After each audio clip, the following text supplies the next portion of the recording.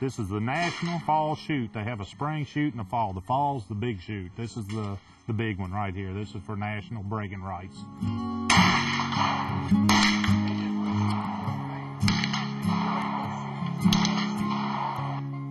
What does it take to have a legal gun here? A legal gun, it has to have a visible hammer, a visible ignition system like your cat or your nipple on it, or a flintlock. You know, it has to be traditional there. They have traditional guns, they have inline guns, they have some that we made ourselves like you've seen at the home. Right. And that's basically it. And it has to come through the range office and be a safe shooting gun.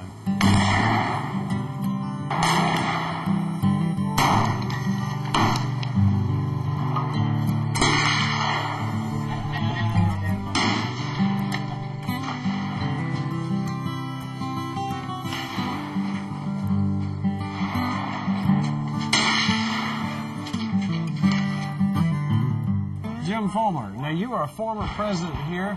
Yep. And we're just watching the Kentucky boy shoot and shoot well. Now, Tim Marsh, you've been watching him a while. It's hard for me to believe that he takes that gun at 50 yards, open sights, offhand, and shoots groups like that. Smaller than that. How much practice does that take? It takes a lot of practice. And Tim lives and shoots and breathes muzzleloading. He is a muzzleloader shooter. He's also a member of the Kentucky Corps Riflemen. What is it about these Kentucky boys? Shooting squirrels at a young age, maybe? They are good shooters. I'll admit this. The first interstate shoot was done in 1963, and we didn't beat Kentucky until like 1988. So from 63 to 88 is a long dry spell before we beat Kentucky. So yes, they do shoot well. We're going to several sites today. What can we expect to see if we start on that side over there and work our way down? On the far side of the road, we have our primitive range, where we have primitive archery. We shoot longbows, we shoot period costume, flintlocks, percussion, traditional style rifles.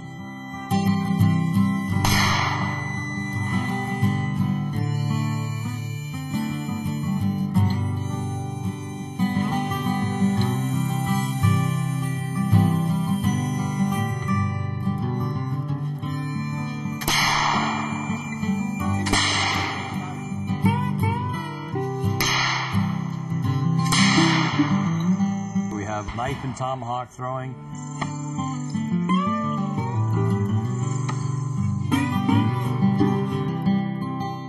What are you getting ready to do? I'm going to run the smoothbore Seneca, which is no rifle. It's not rifled. It's a smooth rifle with no rear sight. You can have front sight. It has to be 54 caliber or larger. And what does the Seneca run? Consists of about 300 yards. It's about 150 yards down. And you start your first shot, and you'll shoot 5 shots, 5 separate targets on the way back, and that'll make your 300 yards. And then you've got to do it under 10 minutes. Gotcha. So it's a timed event.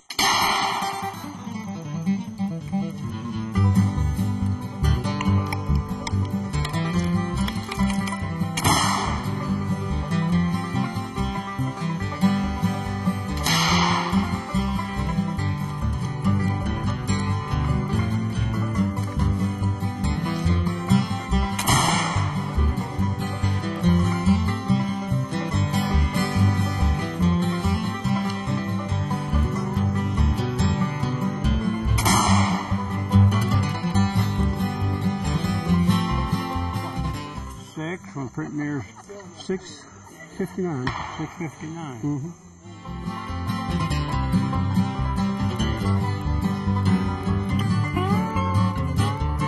Now, back in the old days, one of the most important people in the community was a blacksmith, so we stopped by to see what he was up to. Now, what are you going to bang on here? I'll make a nail. Make a nail? Yeah. Working in a coal forge here. Heating the iron. I'll bring it up to about 1480. That's what red hot is. And then I'll take it to the anvil over here and pound her into shape. Soon I can find the hand. First, we do the easy part, make the sharp.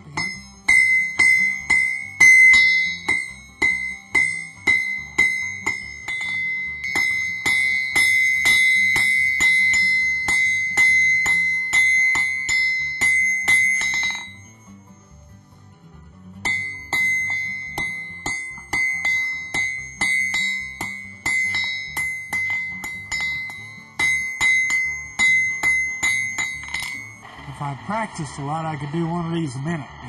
Oh, no kidding.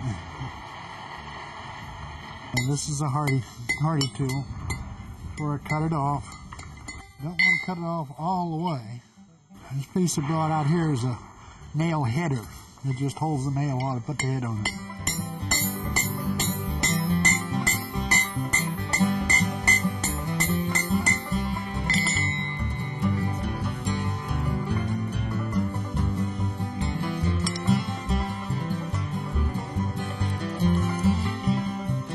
There you go.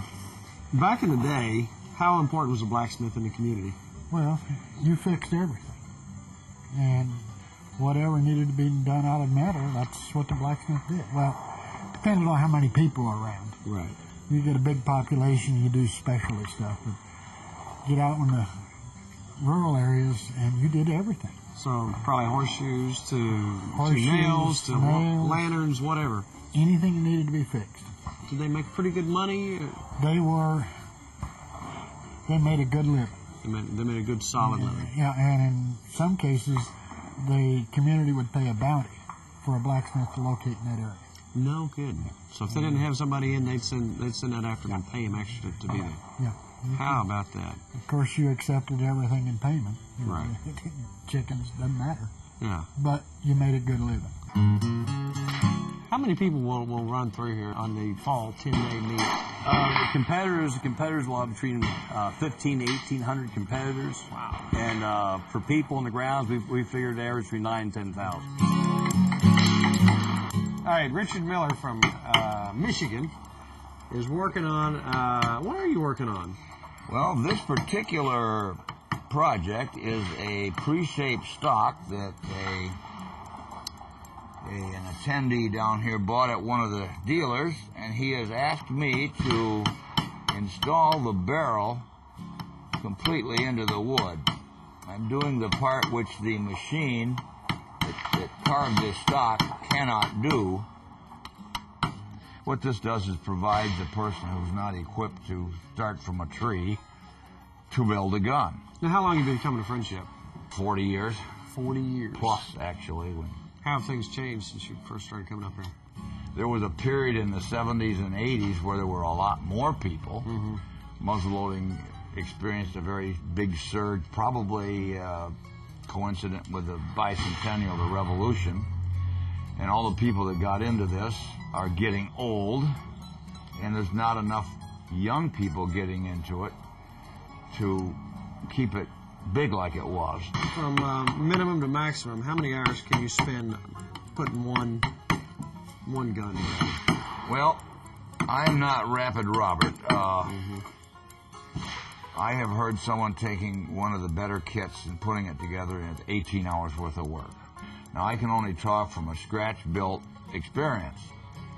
This particular gun here in front of us, I bought the boards, not the blank. These back here are what we refer to as gun stock blanks. They're cut out of boards. And I put the barrel in myself. I have an inletting fixture where I route that in, do the ramrod groove, but everything else is pretty much by hand.